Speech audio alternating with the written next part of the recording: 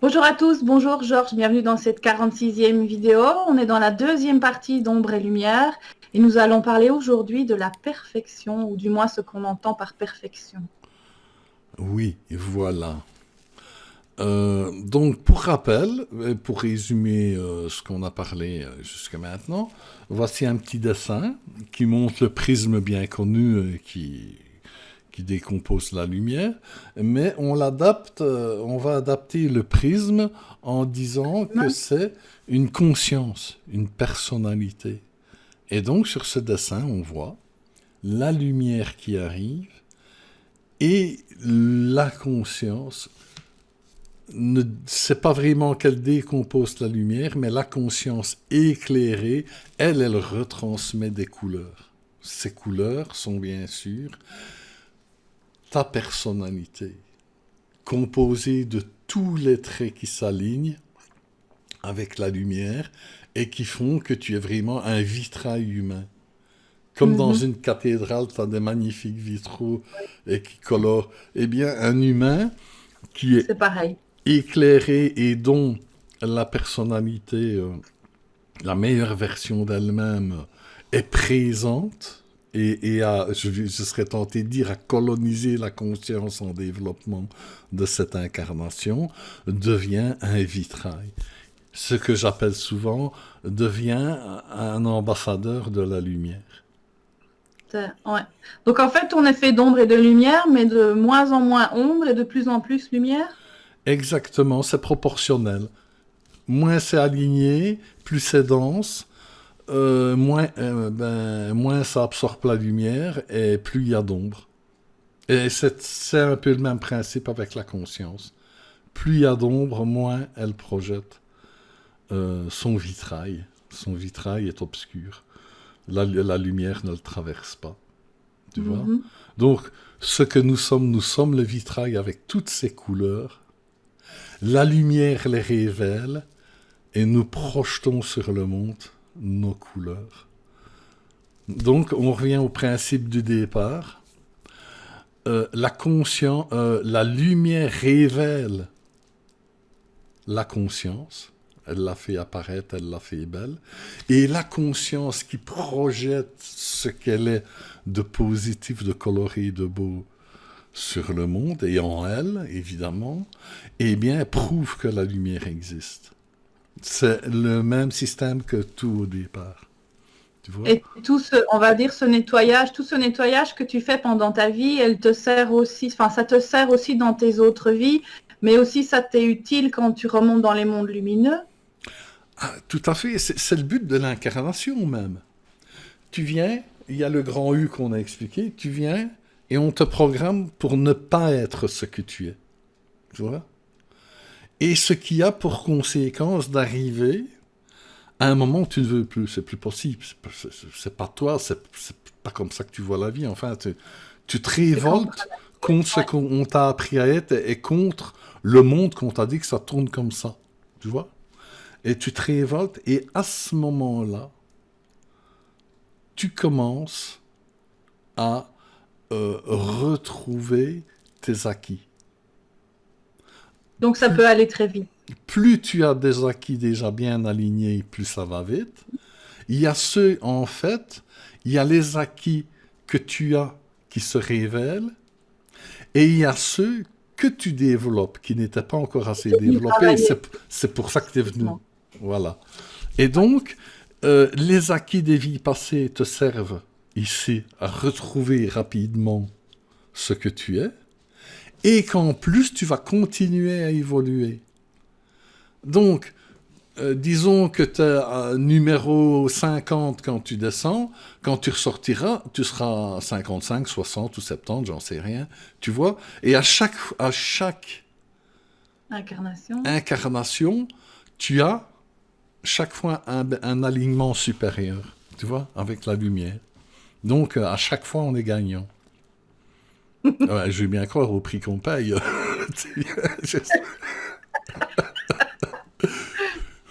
Tu vois?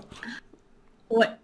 Alors, on voulait parler de perfection. Souvent, le mot perfection, ça désigne une certaine standardisation, mais ça cache une certaine soumission. Ça n'a rien à voir avec le divin ni la pureté qu'on imagine. Le mot perfection est encore une pure invention. Euh, Tu vois, dans les mondes spirituels, la perfection, ça n'existe, c'est une conception qui n'existe pas. C'est bien ça. Parce que, en fait, c'est quoi la perception? Euh, la, la, la perfection.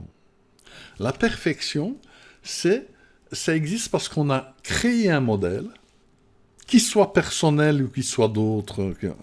Il y a un modèle qui est créé, et s'aligner parfaitement à ce modèle, c'est la perfection. Bon, c'est une notion qui peut être valable. Disons, tu as un grand maître ébéniste qui fait des trucs en bois magnifiques, et il fait ça vraiment d'une manière super magnifique.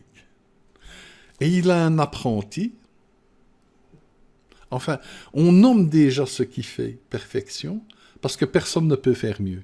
Donc on dit, ah, c'est parfait, parce qu'on ne connaît rien d'autre de mieux. Il va y avoir des apprentis qui vont travailler, et le jour qu'ils arrivent à faire comme le maître, ils vont dire, je suis arrivé à la perfection. C'est une notion qui peut, bon, se comprendre pour le monde matériel. Parce que cette perfection-là est toute relative. Si ça se trouve, quelques années après, il y a un autre qui arrive et qui fait encore quelque chose de tout à fait... c'est bien. Donc, c'est juste... Ouais. C'est juste comment je vais dire, Un curseur. un étalon. Un Ouais, étalon. On voilà. dit, voilà, ça c'est la perfection. On étalonne la Et donc, perfection. et donc, dans le spirituel, on ne doit pas chercher à être tous des mères Teresa ou des pères Damien. Ça n'a rien à voir. Mais non, nous touchons la fabuleuse notion du je suis. Que veut dire le je suis? C'est voilà ce que je suis.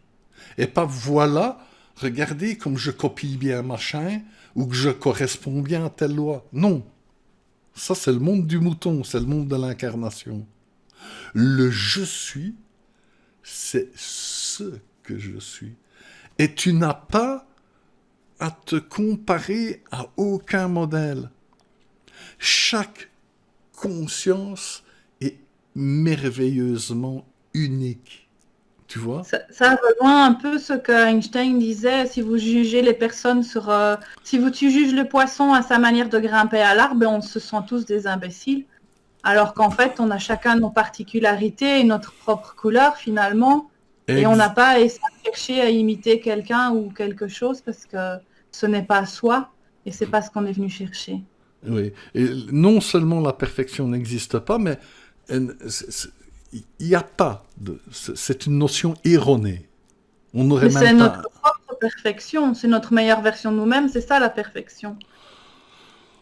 Oui, tu vas dire, je corresponds bien, admettons, hein, je corresponds vraiment parfaitement à ma meilleure version de moi-même, de ma personnalité même originelle. Mais ça, tu te compares à À un toi-même. étalon qui est toi-même. Donc, Voilà, c'est ça pas c'est quelque juste. chose d'extérieur. Donc, disons, Voilà. on pourrait penser ça. Mais, C'est un petit peu... Ah oui, vas-y. on est correspondre à quelque chose, c'est une mauvaise voie dès le départ. Ouais. Il n'y a qu'une question. Qu'est-ce que je suis? Si je serais moi, qu'est-ce que je ferais? On en est arrivé là dans le monde de la programmation, hein. De se dire si je serais moi. Donc ça veut déjà dire que tu n'es plus, t'es plus vraiment toi-même. Enfin, on verra dans la programmation. Mais Ouais, de te dire si je serais moi, vraiment, qu'est-ce que je ferais? c'est moi. Eh bien, Ouais. mais tu ne te compares pas, tu te recherches. Tu vois? Et donc, je vais donner un exemple. Depuis très longtemps, je suis en contact avec des guides et ils sont nombreux. Et euh, ils ont chacun leur personnalité propre. Ils ont chacun leur façon de s'exprimer, ils ont l'humour que certains ont, que d'autres ont beaucoup moins, le sujet qu'ils préfèrent parler, ou de... Tu vois, il y a... il y Ils en ont a... leur spécificité.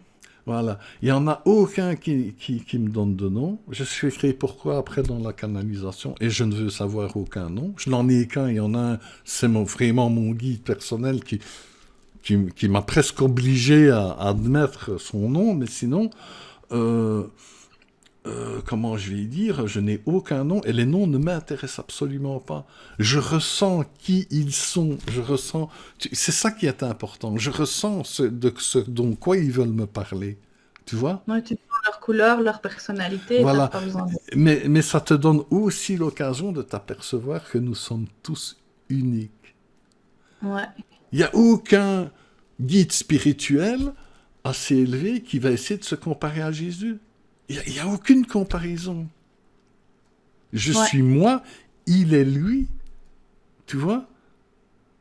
On le comprend, par exemple, parce que c'est vrai que c'est pas n'importe qui, mais on l'écoute bien parce qu'il donne des conseils, il donne des clés, et il montre un exemple, pas de ce que tu dois être. Il t'indique que c'est par là qu'il faut aller.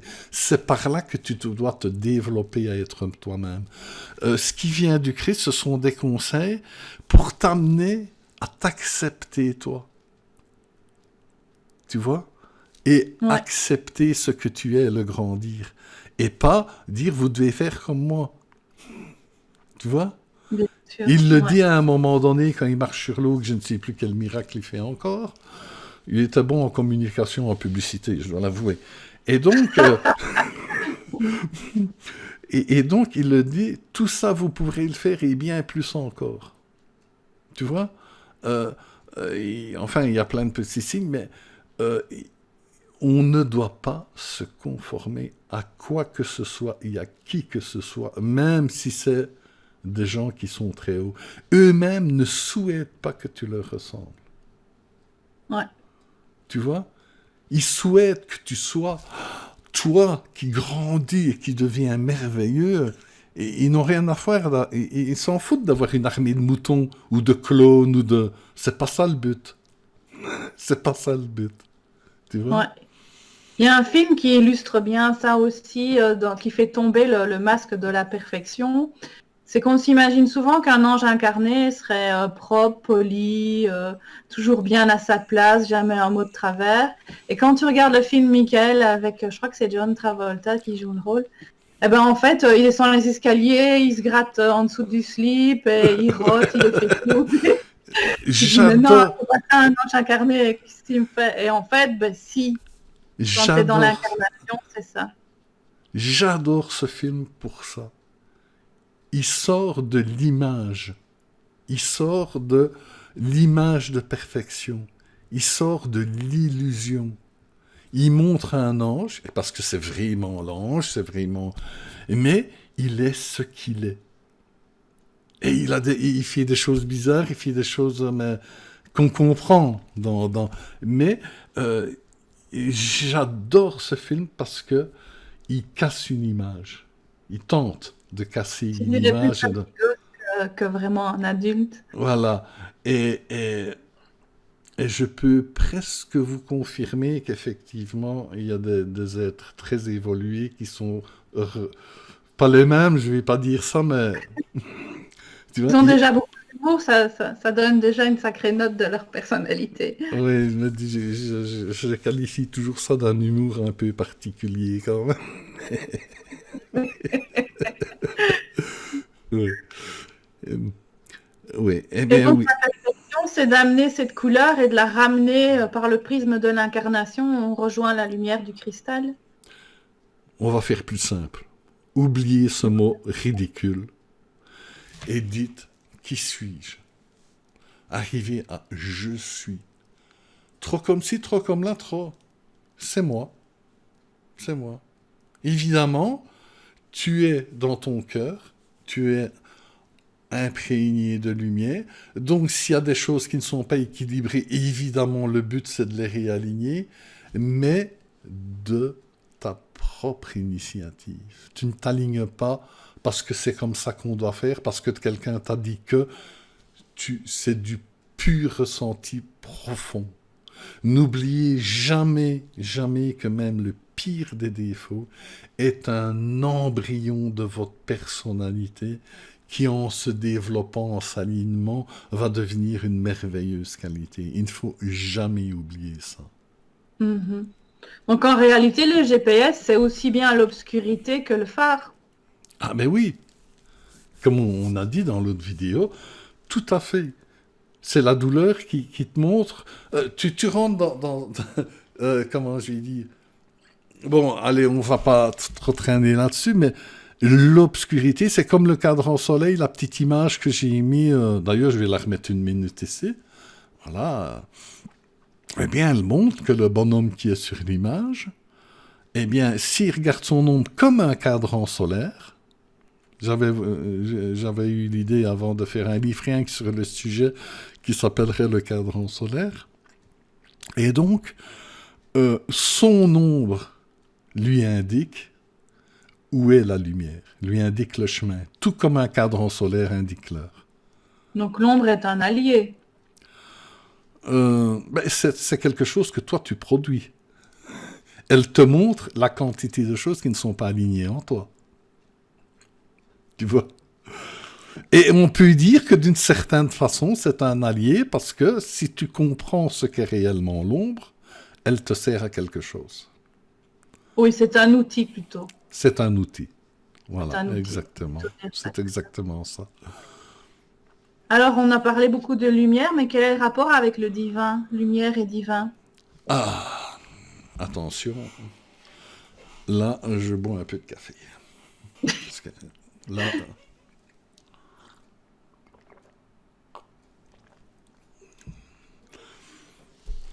Alors, dans lumière, on parle d'un phénomène.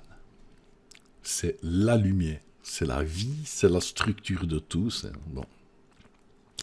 Mais déjà, quand on dit divin, on va remarquer que ça va avec divinité. Quand on parle du divin, on parle plus, c'est plus axé sur le fait d'une personnalité. Tu vois? Là, quand on dit divin, ça se focalise plus sur le fait d'une intelligence, d'une conscience. Alors, en réalité, on a déjà parlé des archétypes divins. En réalité, la lumière, elle est la vie. Elle crée la nature, elle crée toute chose. Elle est là, elle a un sens. Mais, comme nous avons montré dans le dessin avec les 5 boules alignées, tiens, je le remets. Je remets le dessin, voilà. Alors, la 5e boule représente la personnalité illuminée. Et qu'est-ce qu'elle fait? Bien sûr, elle projette de la lumière, de la vie autour d'elle, mais elle projette des couleurs. Elle projette sa personnalité. Et comme je l'ai dit tantôt, la personnalité prouve la présence de la lumière, mais comment? Eh bien, parce qu'elle génère la personnalité sur base de ce qu'elle est en alliance avec la lumière, va générer des créations. On pourrait presque dire que la lumière, c'est un tableau vierge, mais qui a une structure on ne saurait pas faire sans, et sur lesquelles la personnalité va peindre des choses. Nous sommes les couleurs de la toile. Donc nous avons la lumière qui nous illumine et nous, d'après ce que nous sommes, nous créons des choses. Nous générons des choses. C'est par nos actes ou c'est juste notre présence? Par tous les trous. Par exemple, l'amour. On parle toujours de l'amour. L'amour est généré par des personnalités. Comme je disais avec les guides tantôt, les êtres lumineux, ils ont tous un amour qui leur est propre. Et tu les reconnais à ça. Donc, c'est pas qu'il y a un réservoir d'amour quelque part. Tu ouvres ton chakra du cœur et cet amour-là sort.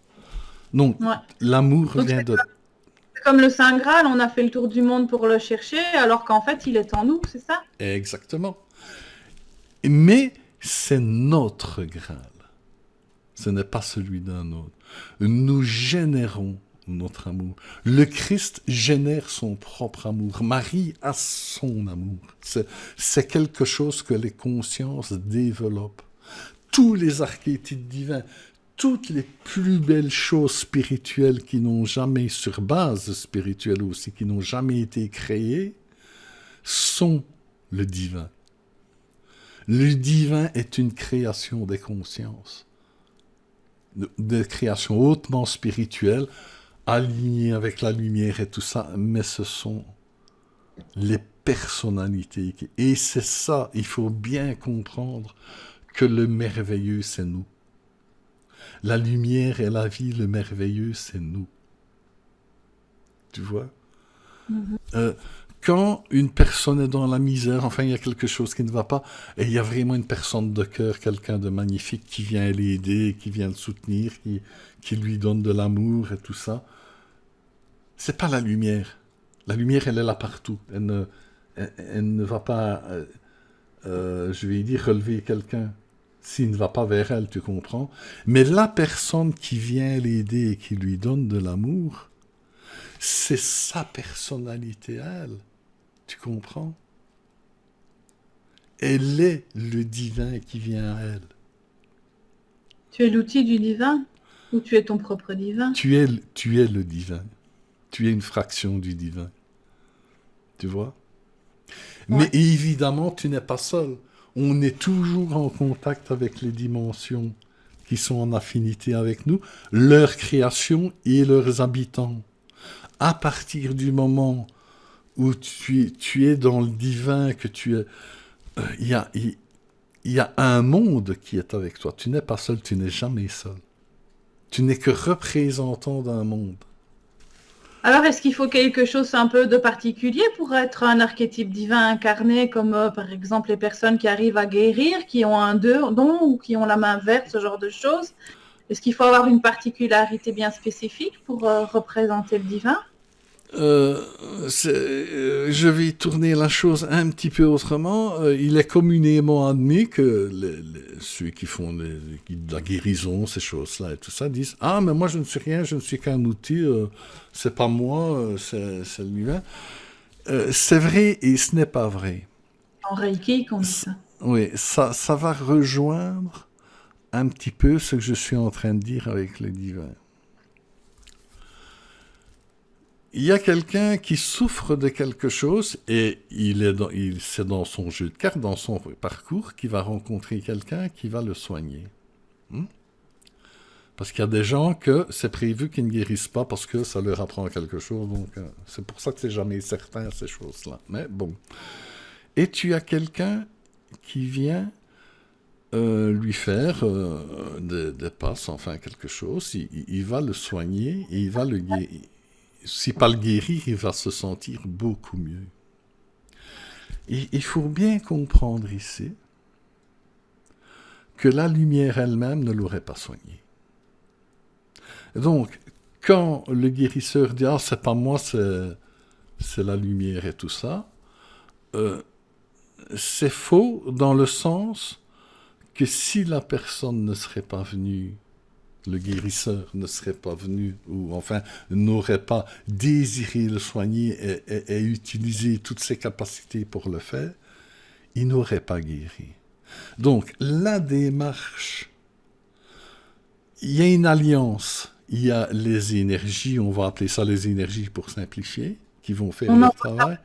Dans une prochaine vidéo qu'on appellera les dons. Oui, on va préciser ça, mais la volonté de guérir de la personne, si elle n'est pas là, rien ne se fait. Et il faut savoir que la plus grande des guérisons qui peut exister, c'est par l'amour. L'amour vient du cœur des consciences. Et donc, une guérison peut guérir beaucoup plus efficacement à cause de la personnalité, à cause de l'amour que la personne qui vient la soigner l'aide. Ceux qui soignent les gens ont un rôle beaucoup plus important qu'ils ne le pensent. Le fait... il y a une fausse humilité un petit peu qui court dans le monde spirituel, parce que dans le monde spirituel, on ne peut pas être orgueilleux. On ne peut pas dire, moi je suis bien, je suis quelqu'un... Non. Plus tu dis que tu es une merde en dessous d'un caillou, mieux tu as l'air spirituel. Il faut sortir de ce schéma-là aussi. Jésus n'hésitait pas à dire, je suis le Fils de Dieu. Je suis... quand c'est vrai, c'est vrai. Voilà, c'est pas... Maintenant, il faut être humble, il faut pas... Mais, enfin, il faut... Tu vois, même moi, je sors des conneries à ce sujet-là. Non. Si tu es lumineux, que tu es dans ta personnalité, ou tout du moins assez en contact avec ta meilleure version de toi, illuminée de lumière, tu peux pas être orgueilleux, tu peux pas être humble, tu peux pas... Je suis. C'est tout. C'est là. Tu constates une réalité, un ressenti qui est là. Bon. Okay. Enfin, voilà. C'était comme ça, on en a parlé un peu. Et c'est ça. On en parle un petit peu ici, mais on fera une vidéo spécifique sur les dons. Autant la perfection, c'est quelque chose qui n'existe pas, ou l'humilité, c'est pareil. On glisse trop vite dans la mésestime de soi ou dans la fausse humilité.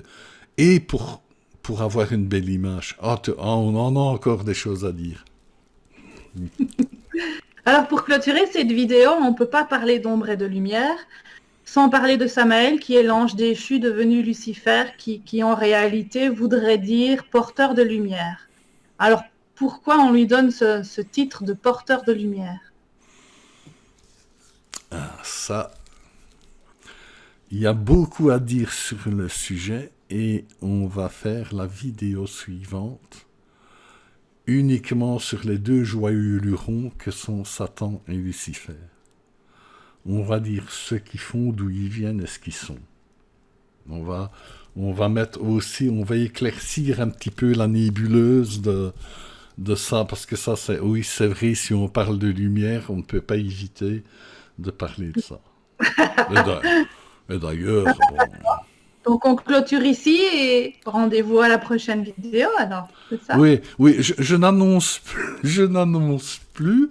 La prochaine, c'est la programmation, parce que, bon, c'est celui-dessus qui... Finalement, c'est les guides qui chaque fois vous intercalent d'autres vidéos, d'autres sujets avant la programmation. Voilà, c'est pas...